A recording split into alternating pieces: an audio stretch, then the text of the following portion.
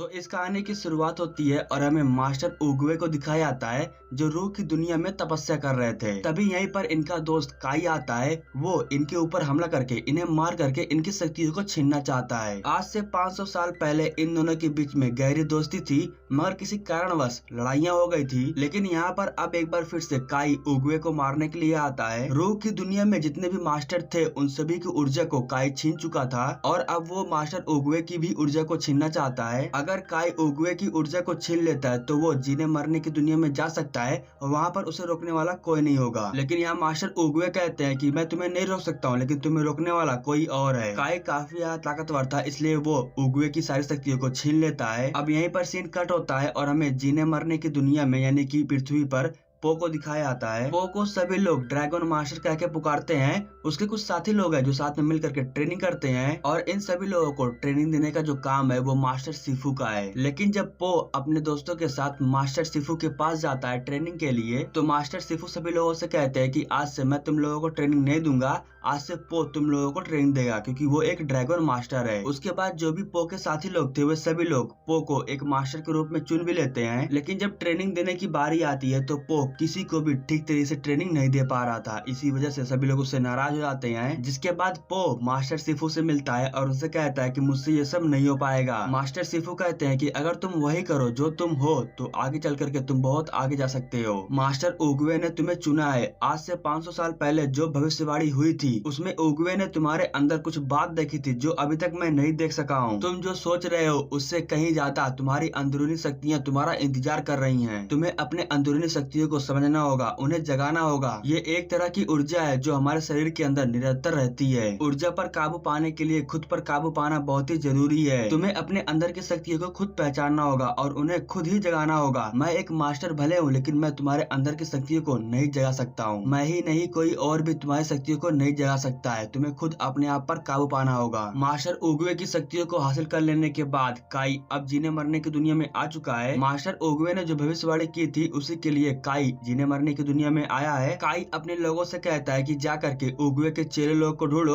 और उन्हें मेरे पास लेके आओ। काई मास्टर उगवे के चेले लोगों की शक्तियों को भी छीनना चाहता है, क्योंकि उनके पास जो शक्तियां हैं उससे काई को रोका जा सकता है। इधर हमें पो को दिखाया जाता है। पो के पिताजी उससे मिलने के लिए आए थे, लेकिन यहाँ पर पो को बिल्कुल भी नहीं मालूम है कि वो उसके पिताजी हैं। यहाँ ली सैन पो को बताता है कि आज से कुछ साल पहले मेरा बेटा मुझसे खो चुका था, लेकिन कुछ समय बाद ली सैन को यह एहसास होता है कि यही तो मेरा बेटा है। इतने सालों बाद ये दोनों एक दूसरे से मिल रहे हैं, इसलिए ये दोनों ही बहुत ही खुश थे। उसके बाद पो अपने पिताजी को महान मास्टर के दरबार में लेके जाता है और वहाँ के चीजों के बारे में बताता है। मगर इसी बीच काई के जो भी लोग थे वे सभी इनकी घाटी पर आ चुके थे और इन सभी लोगों के ऊपर हमला करके इन्हें मार रहे थे। इसी बीच काई अपने लोगों की मदद से पो से बात करता है और उससे कहता है, मैंने तुम्हें ढूंढ लिया है और जल्द ही तुम्हारी ऊर्जा अब मेरी होगी। मैं काई हूँ और मैंने ही तुम्हारे दोस्त मास्टर उगवे की शक्तियों को हासिल किया था और अब मैं तुम्हारी शक्तियों को हासिल करूंगा ताकि जीने मरने की दुनिया में मुझे रोकने वाला कोई ना हो। काई नाम सुनने के बाद मास्टर शिफू अपने लाइब्रेरी से एक किताब निकालते हैं। मास्टर उगवे ने अपनी लाइफ से जुड़ी कुछ रहस्यमय चीजों का जिक्र इस किताब में किया था, जिसके बारे में किसी को भी नहीं मालूम था। उगवे ने लिखा था कि आज से कुछ समय पहले मेरा एक भाई जैसा दोस्त था। मैं एक जोशीला जवान था जो एक महान फौज की कमान को संभाल रहा था और मेरे साथ मिल करके लड़ रहा था काई। काई मेरा सबसे खास दोस्त था। हम दोनों ने मिल करके बहुत सारी लड़ाइयाँ लड़ी,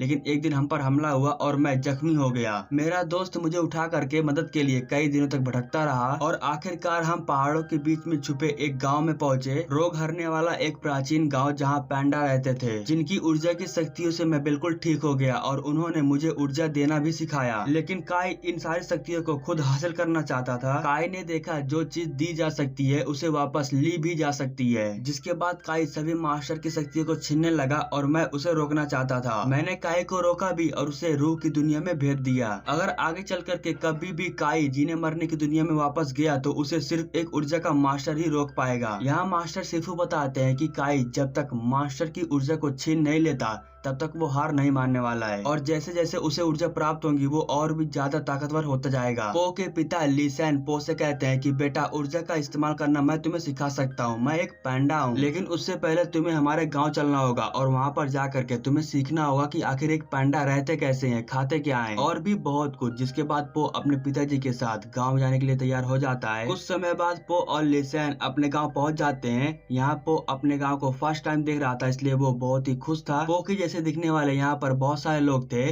पो इन लोगों को देख करके आश्चर्यचकित हो गया था क्योंकि पो को नहीं मालूम था कि उसके जैसे इतने सारे लोग हैं और उसका इंतजार कर रहे हैं। उसके बाद ली सैन अपने बेटे पो को अपने कमरे में लेके जाता है और पो के उसकी माँ की तस्वीर को दिखाता है और उसी के साथ ली सैन ये भी बताता है कि जब कुछ जानवर हमारे घाटी पर हमला कर दिए थे तो तुम्हारी माँ ने तुम्हारी जान बचाने के लिए तुम्हें अकेला छोड़ करके चली गई। पो अपने पिता से कहता है कि आप अब मुझे कभी नहीं खोओगे, मैं आपके साथ हमेशा रहूंगा, मैं आपसे वादा करता हूँ। इधर मास्टर शिफू के पास हर दिशाओं से संदेशा आ रहा था। जितने भी मास्टर थे वो धीरे धीरे गायब हो रहे थे और तभी यहीं पर काई खुद मास्टर शिफू और उनके दोस्तों से मिलने के लिए आता है। काई कहता है कि मैंने बहुत सारे मास्टर की ऊर्जा को छीन लिया है और अब मैं तुम्हारी ऊर्जा को भी छीन लूंगा। तुम सबकी ऊर्जा को प्राप्त कर लेने के बाद मैं और भी ज्यादा ताकतवर हो जाऊंगा और मुझे रोकने वाला कोई नहीं होगा। यह कहने के बाद काई इन सभी लोगों के ऊपर हमला कर देता है और इन सबको मारने लगता है। हालांकि ये सभी लोग मिल करके काई से फाइट लेते हैं, उसे रोकने की कोशिश करते हैं, लेकिन काई की शक्तियों के आगे ये लोग कुछ भी नहीं थे। काई इन सबको ये भी बताता है कि उगुए मेरा खास दोस्त था लेकिन उसने मुझे धोखा दिया। मास्टर शिफू कहते हैं कि तुम चाहे जितना भी कोशिश कर लो लेकिन कोई न कोई तुम्हें जरूर रोकेगा। तो काई कहता है कि वो पांडा मेरा कुछ नहीं बिगाड़ सकता है, उसके पास ऊर्जा तो है लेकिन मेरे ऊर्जा के सामने वो नहीं टिक पाएगा। और यह कहने के बाद काई मास्टर शिफू की सारी शक्तियों को हासिल कर लेता है। टाइग्रेस यह सब कुछ देख रहा था जिसके बाद वो इन सब बातों को बताने के लिए पो के पास पहुंच जाता है और फिर यहाँ टाइग्रेस पो को बताता है कि चाइना के जितने भी मास्टर है उन सभी की ऊर्जा को काई ने खींच लिया है। यहाँ तक उसने मास्टर शिफू और बाकी के लोगों को भी अपने कैद में कर लिया है और अब वो यहाँ पर आ रहा है सारे पांडास को खत्म करने के लिए, तुम्हें फौरन कुछ करना होगा। जिसके बाद पो अपने पिता से कहता है कि मुझे फौरन ऊर्जा के रहस्यमय तकनीक को सिखाओ, हमारे पास समय बहुत ही कम है, अगर काई यहाँ पर आ गया तो हम सबको खत्म कर देगा। तभी ली सैन पो को बताता है कि वो मैं तुम्हें नहीं सिखा सकता हूँ क्योंकि वो मुझे खुद नहीं आता है, मैंने तुम्हें यहाँ पर लाने के लिए तुमसे झूठ बोला, मुझे पता चला कोई सरफिरा तुम्हारे जान के पीछे पड़ा हुआ है, तो बताओ मैं क्या करता, मैं तो बस तुम्हारी जान बचाने के लिए तुमसे झूठ बोला। इन बातों को सुनने के बाद पो बहुत गुस्सा हो जाता है और वो अपने पिता से कहता है कि आपने मुझसे झूठ क्यों बोला, अगर आप मुझसे झूठ नहीं बोले होते तो मैं अपने दोस्तों को छोड़ करके यहाँ पर नहीं आता, वो सब सही सलामत होते। मैं एक ड्रैगन योद्धा हूँ और मेरा काम है अपने घाटे की रक्षा करना और मैं ये करके रहूंगा। यह कहने के बाद पो काई को हराने के लिए जी तोड़ प्रैक्टिस करने लगता है। इसी बीच टाइग्रेस पो के करीब जाती है और उससे कहती है कि तुम कुंफू से काई को नहीं हरा सकते हो। तभी यहीं पर पो के पिता आते हैं और उससे कहते हैं कि अगर तुम्हारे पास तुम्हारी फौज हो तो तुम उसे हरा सकते हो। हमें पता है कि हम सबको कुंफू नहीं आता लेकिन तुम्हें तो आता है, तुम हम सबको कुंफू सिखा सकते हो और हम मिल करके काई को हरा सकते हैं। अपने पिता की बातों को सुनने के बाद पो राजी हो जाता है और इन सबको कुंफू सिखाने लगता है। कुछ ही दिन में ये सभी लोग कुंफू सीख जाते हैं लेकिन अब इन लोगों के पास समय बहुत कम था क्योंकि इन लोगों के पास काई पहुंच चुका था। काई पो से कहता है कि मैं तुम्हारा और तुम्हारे साथ जितने भी पांडा है उन सब की शक्तियों को खींचने वाला हूँ। यह कहने के बाद काई अपने लोगों को इन लोगों के ऊपर हमला करने के लिए कहता है, लेकिन अब यहाँ पर ये सभी पांडा भी कुंफू में मास्टर बन चुके थे इसलिए ये सभी लोग इन लोगों को बहुत मारते हैं। पो को पता था कि अगर वो सभी लोगों को आजाद करना चाहता है तो उससे पहले काई को मारना होगा। जिसके बाद पो काई के पास पहुंच जाता है और उससे फाइट करता है लेकिन यहाँ पर पो हार जा रहा था। काई ने बहुत सारे मास्टर की ऊर्जा को खींच लिया था इसलिए वो काफी ताकतवर हो गया था। अब यहाँ पर पो पूरी तरीके से हार चुका था, उसके लोग भी पूरी तरीके से हार चुके थे। तभी पो को याद आता है